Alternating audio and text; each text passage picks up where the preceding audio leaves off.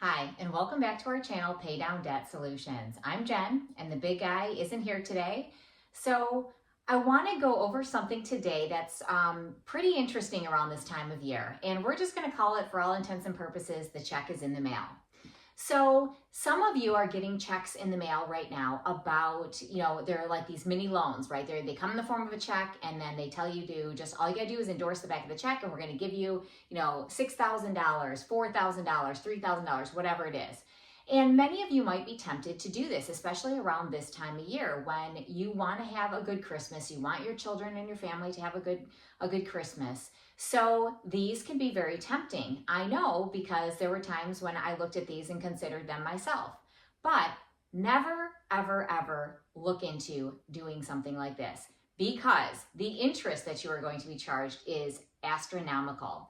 So we're going to go over this scenario, and it's funny because I kind of forgot about this time of year, and this is when these checks kind of ramp up, right? So we see a lot of them, and I'm getting more and more requests from you guys to go over credit cards and to go over options with credit cards. So that's what today is going to focus on. We're going to focus on convenience checks and how they work, because I realize there's a lot of people out there that don't really understand convenience checks or how to actually make them work.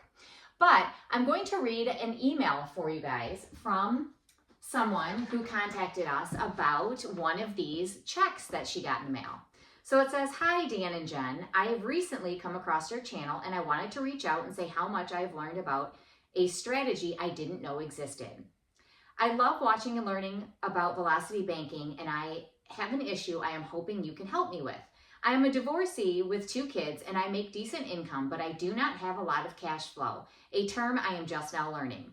I recently got a check in the mail for a loan for $5,000 that I cashed, wanting to give my kids a nice Christmas.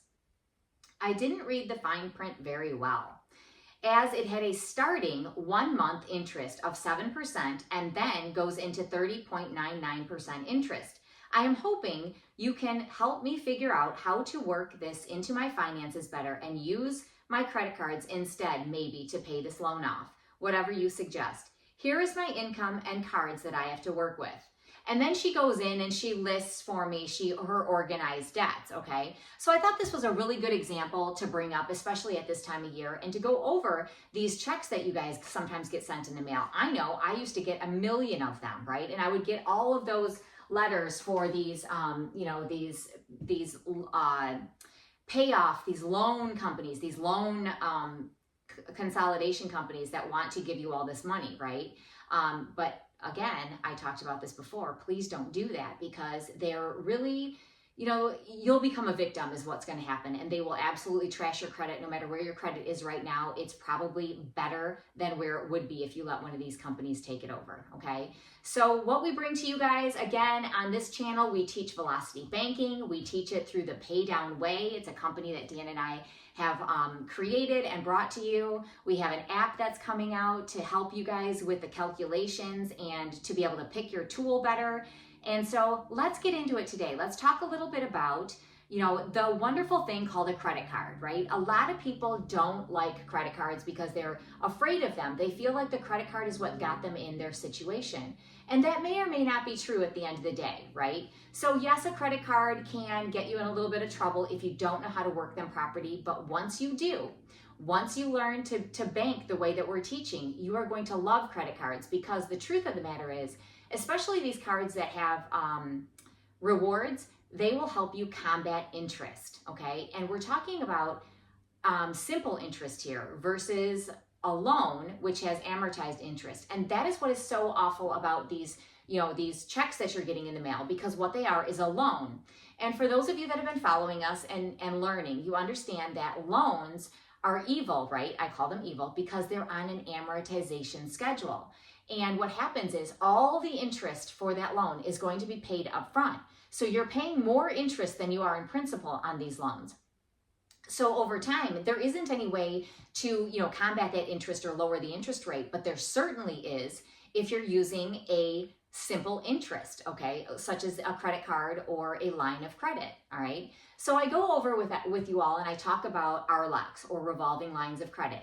Never alone, always a line, okay? Never alone, because again, they're on an amortization schedule, and that amortization schedule is what keeps you guys from getting ahead, all right? And that's what keeps you payment poor, because there's no way to, once you put money inside that loan, there's no way then to retrieve it and to go get it, especially if you run into a tight situation like a lot of you are in, right? If you don't have a place to go get money, and you don't have any kind of savings built up, these loans are tricky because you can't help yourself out.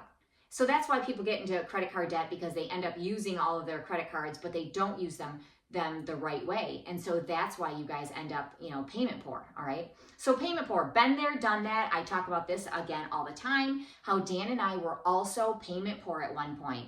We are business owners. We have been business owners for many years. And even though our businesses were successful and did well, we still found ourselves payment poor and payment strapped, okay? So before I was a business owner, again, what qualifies me to talk to you guys about this is the fact that I was a banker and a branch manager for many years, for 13 years as a matter of fact. And so I understand the banking industry very well. I understand these banking products very well.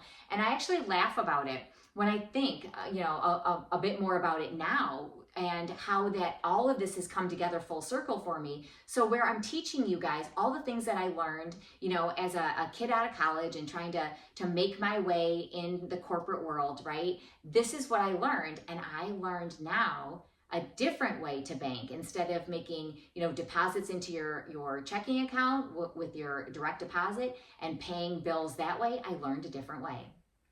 So let's get into more about credit cards. I know that I get requests all the time. People are asking about credit cards and what they can do about credit cards and how they can work with credit cards better. So let's kind of go into that for you, and let's talk about them. Let's talk about these things called convenience checks.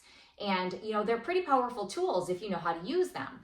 But it gets pretty confusing for people, and they don't really understand how to make them work properly. So first of all, how convenience checks work, right? So if you want to use a convenience check, how do you then make it work? Well, the first thing you can do is you can call your card company. So if you currently have a credit card and you think you have availability on that credit card and you want to consolidate some of your other cards onto it, the first thing you can do is you can call your card company and see if you have any available, any convenience checks available to you. Now, they may or may not be at 0% at that time. So you can sometimes just get a convenience check to pull over your extra balances, right? To pull your extra balances over onto that card. And it may not be at a 0% rate, but it might be at the current card rate. But even so, that may be a better option for you to be able to utilize all of that available limit for you, okay? So you can either pull it over at a 0% or at your current card rate. So that's something that it may be available to you. And you don't know that until you call your card company. Sometimes you guys will have clues because you'll get other offers out there for 0% cards, or your credit card company may have sent you one a few months ago and that you really didn't pay attention to it. Well, maybe now's the time you pay attention to it, right? Okay, so you can, at that point, apply for a 0% credit card. So again, based on those clues, if you've guys gotten offers in the mail for 0% cards in the past that you haven't looked at, maybe you then go ahead and you apply for a 0% card. You can go online and you can search, the best 0% cards and then go to their website and apply for one. And many times, again, you're going to know that due to the offers that you get in the mail, right? Okay, so 2, have your card company send you the checks you qualify for. So you call your card company and the card company says, yep, you can, you have X amount available to you and absolutely you can pull balances over at your current interest rate. Okay, great. So now what, right? Now what do you do? Well, you're going to then have your credit card company send you those convenience checks, okay? You're gonna have them send them out to you, all right? So then the third thing I have on the board here is a question that we get oftentimes, and that's why I actually decided I was going to talk to you guys about this today, is the question that we'll get is, I only got one check, so how can I only cover one bill with that one check when I have more bills to pay? How do I get more checks? And while the answer, to that may seem very simple for some of you, but for others, it's a conundrum. They don't know how to do it because they've never really been faced with a 0% card or convenience checks before. So what you do is you're actually going to know the process. It says, know how this process works, right? So what you're going to do is you're going to take the check that you got in the mail and you're going to write it out to yourself. And then you're going to go ahead and deposit that check into your checking account. So once that check clears, you then pay off the other credit cards you have or loans or whatever you have out there. You're going to then pay it off with that credit convenience check that they gave you, okay? So that's exactly how that works. So again, people will be confused and they'll say, well, I only got one convenience check, so I can only cover one credit card bill, so, that's not really gonna help me. Well, it's not that you're making it out to that credit card company, you're actually making it out in your name and depositing it to your checking account in order to make that work for you, okay? All right. So, and back to the check is in the mail, right? So we get these loans out there, they're a check, and they say, if you cash this, you're going to, immediately have access to these funds, once the check clears. And so at this time of year, we see a lot of these, right? So if you don't know what you're doing, okay, and you're not certain how you're going to make this work, you shouldn't cash these checks, okay? Because they are loans. They're loans, they're not lines of credit. So they're loans. So remember, always a line, never a loan. And so when you are looking at these type of checks, things that you have to know about them is, number one, they are at very high interest rates, okay? So high interest rates on those. And they're usually for shorter terms and they're for larger payments because they're shorter terms. So it might be that you get, 4 years or less usually are what the terms are on these loans, okay? And again, they are front end loaded, just like all loans are, they're front end loaded. And so they call these live check loans. That's also another term for them. So what they are is you're pre-approved or you're pre-screened for these loans, and a lot of times you didn't apply for them, right? So they're just sending them to you in the mail, which is also very dangerous because you don't want somebody forging your name and, signing, and depositing it to, their account or, defrauding you in some way. So that can be kind of dangerous too. Now, if you endorse these checks, okay, you are then accepting the check or loan if it is deposited. So once that's endorsed and deposited, then you have set this loan in motion. And just like the woman that emailed me, she didn't read the fine print. She didn't realize that the loan she was given was an introductory rate of 7%, which is very tricky and, not very nice if you ask me. That's kind of bait and switchy. So, obviously, right, you get 1 month of 7%, and people that are getting these loans, most of the time they're getting them because they can't pay it back right away. They're not going to be able to, so they can't take advantage of that 7%.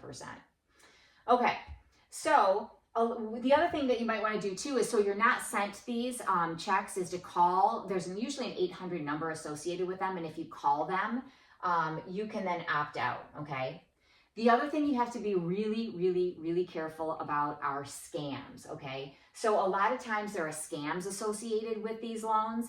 And so, they ask you to send them, they might ask you to send them a fee. So, okay, cash this check, and then you have to send us the fee for us allowing you to cash this check, and you're going to send it to somewhere. So you just have to be very careful about that. There's lots of scams, and unfortunately those scams happen around this time of year. So we do need to be careful there. All right, so now, again, you guys, make sure when you're looking at your finances that you understand 100% what your financial picture is, okay? So our 3-step system with the pay down strategy is going to be organizing your bills. So number 1, we organize. Number 2, we identify that debt destroyer tool. And number 3, we're going to then implement our strategy, okay? So the first thing you have to do is get everything organized. And so this woman, she was great. So she had everything organized for me. So, she gave me her income. She labeled all of her expenses that she had. She sent it to us to take a look at. And I decided to use it today for her. So hopefully, Kelly, if you're out there paying attention, you're going to see that we've done this for you. And I decided to use this because of the time of year and the fact that these checks are prevalent out there. And I'm just hoping that you guys are smart enough, not to take advantage of this. And unfortunately, she thought she had maybe a good deal here with that 7%. But, upon watching our channel more, she realized that, there's a better way. And there's definitely a better way. So she organized all of her bills. She did our first step first. She organized all of her bills. She got everything together. She labeled her, what her income was for us, okay? So she labeled her income. She put together all of her expenses. And again, so these are her total expenses here is $45.05. Her income is $49.90. So that leaves her with positive cash flow. She does have positive cash flow, so she's sitting at, $485, which isn't bad. She just doesn't have a savings. So she doesn't have any savings put away. And so she thought, maybe she'd take advantage of this $5,000 and, put a little bit towards Christmas. And then she said there were some other things out there that she wanted to take care of, which, that's between her and I in our email. So anyway, so she rents, so she's a renter, and I believe it was a condo, I think is what was in there. So she has rent for $1,380 a month, so that's her rent. She has a car loan out there, and it's the balance on that's $23,000. She's paying $415 a month on that, and it's for a 3.25% interest rate, okay?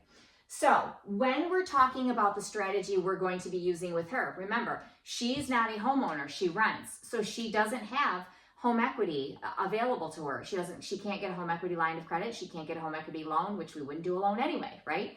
But she can't get anything home equity related. So her options at that point would be either a personal loan, which she could certainly do. A personal line of credit, which she could certainly do, or she can use her credit cards. And that's actually what she's going to do today, is use the available cards that she has to her. She said, she could have, down the road, she's going to probably apply for a personal line of credit. And so that's something that she'll be doing to try to take care of some of these other debts. And so we'll help her with that. Okay. So we'll also help her with that. But, so we are going to be using credit cards. Now, when we use credit cards to handle our expenses, okay, you guys remember that you have to hold out your non-chargeable expenses. Okay. So you have to hold that out of your income, and you can't use that as your income, and you can only run your chargeable expenses through your credit card, okay?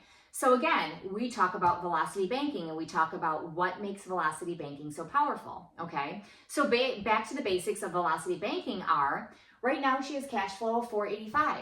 Now, if she then pays off these cards here, okay, or rolls them into another card, she then gains cash flow. So velocity banking works when you take your debts, you consolidate them into one line of credit, and then you use the cash flow that you've gained by consolidating those and hammering down your debts by putting all of your deposits or your money into that line of credit, and then paying everything that you can out of that line of credit as well. Okay, so that is what makes velocity banking work. Now, with a credit card, you cannot deposit your check right onto a credit card, right? So what we have to do then is we have to deposit our check into our checking account, and then you have to write a check, basically, right? Pay your credit card the amount of your deposited check or the amount of your chargeable expenses. So the difference between a credit card, using a credit card as a line of credit, versus a home equity line or a personal line of credit, are that the lines of credit, you can actually pay everything out of them. You can pay everything using a line of credit. And the reason for that is the lines of credit are usually connected to your checking account. So what happens is you can transfer money from your line of credit directly into your checking account. And if your bills are all set up through the checking account, they're going to pay out of that checking account as normally, right? And so the only thing you have to do then to manage it is to make sure you're managing that the amount that you're pulling over from the line to cover it, okay? And so you can do that through overdraft protection. A lot of these banks will offer overdraft protection through that line of credit, where it overdrafts to the line of credit through their checking account and pays, and that should be a fee-free charge, or that should be fee-free or no charge, okay? If it's not, then you manually have to move the money from the line of credit, deposit it to your checking account, and then your bills get paid through the checking account that way. So a little more labor intensive there, but not much when you think about it. I mean, shoot, we're in, a digital age. All you do is click a button, right, and it transfers money over, so that should be pretty simple, okay? So again, velocity banking works, and the pay down strategy works because we're taking and bypassing our checking account. When you use that checking account and you make your payments, you end up payment poor because you're not then able to use cash flow effectively. And a lot of times people, when they have cash flow, they're not hammering down their debts, they're spending it, okay? And that is sometimes the danger of having that money sitting in a checking account staring at you. Or you put it in a savings account. So when you have debt, it makes little sense to keep that savings account. So you really want to take a look at your savings account and the debts that you have to see if it even makes sense to carry on with that savings account. Maybe you're better off paying down your debt and then getting yourself debt-free and then using the cash flow that you acquire to build yourself back up. So that's something that you might want to consider, okay?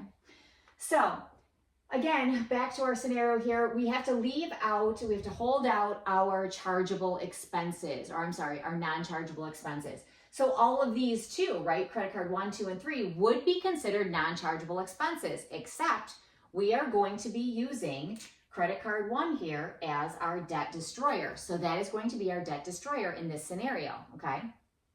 So if you add up the credit card 1, 2, and 3, it's at 8540 total, okay? So that's the debts that she has, okay? Now, this credit card 1 here has an available line of 15,000, okay? So that's available. All right, so if that's available to her, that's what we're going to use then as our debt destroyer to help get rid of this loan that she ended up picking up, okay? So prior to that, these were her numbers, all right? So she has 249 are the payments that she's responsible for. And if we carry these out, right, these cards out, it's going to cost her $5,891, okay, to carry out those loans on the schedule that they're on, all right? And it would take 5+ years to do so, all right? So that's another thing that we want to take a good look at here. So what happens then is, right now, we are going to take all of these credit cards and we're going to consolidate credit card 2 and 3 into credit card 1. So we know that that is, you can do that through a convenience check, which she was able to get. She was able to get a convenience check. That convenience check is at 4%, okay? So that convenience check is at 4%. So what we did here, and I've represented the 228 and the 3160 plus the 5,000 from the loan, okay, that she's going to be pulling over. And so if you add them together, it's 10,440, and then she's going to add the convenience check fee. So it's 10,585, okay? So that's what she's going to be, what she'll have in total. But then you have to remember, we're adding back in this, this loan here, this 3,100 for the credit card. So that means our total that we have is, okay, little correction that I wanted to make because I did forget to write in, I got the 15,838 by adding in 2298 from a student loan that she was going to put into this loan since she had the availability and she was writing the convenience check. So we did add that in there, and that's how we get the 15,838. I realized that it should have been 13 something and I forgot to do that, so I apologize. Okay, so anyway, so we have to add the 192 at the end as well. All right, so now when we take a look at it, you know, so how are we going to run this down, right? So we have our convenience check fee, all of that is put in. We know we have to hold out our 1,380 and our 415. So our available income then becomes 3,195, and our chargeable expenses are 2,710, okay? So we're gonna then run this down and find out what our strategy or our scenario is going to end up like, okay? So the 15,838, now, if you guys recall, we're going to then do this on an average daily balance, right? Because we know simple interest is how interest is charged when you have a credit card. And so in order to get the average daily balance, we have to do something special here, okay? And so we know we have a starting balance at $15,838. And then we are going to then have to add the low balance from, once our income comes in, remember our income comes in, so we're gonna park our paycheck into our credit card. So what does that mean? That means we deposit our income into our credit card, into our checking account. From the checking account, we write a check for the total amount of $31.95, or we transfer $31.95 onto the card to make a payment to the card. Okay, so that's how that works. So we have our $15,838 is our starting balance. But when this comes in, the $31.95 comes in, it immediately drops our balance to $12,643. So now I have to add these two to get an average, okay? I add them up, I get my average, and I divide that by 2, right? Because that gives me my average. Average here, and then we're going to divide that by I'm sorry, we're going to multiply it by our percentage rate. So if you'll recall here for credit card one, it's that we've got our high and our low. We're going to multiply it by 0.20, okay? And then we're going to get a 12-month average, which we then, of course, have to divide by 12 to get a 1 month, right?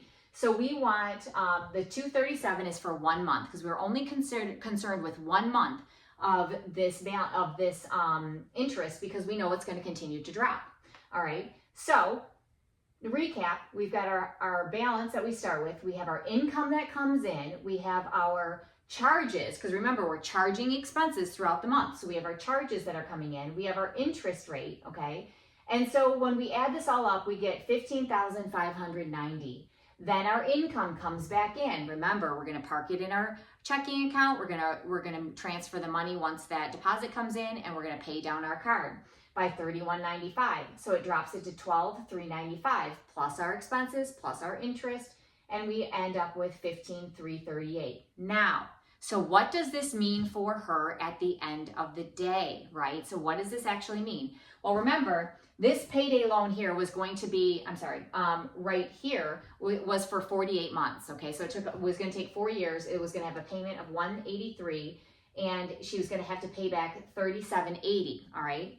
So that means that this loan at 30.99% was going to take 4 years, and her cash flow then was going to be reduced to $302 effectively, right? Because that's what she started with.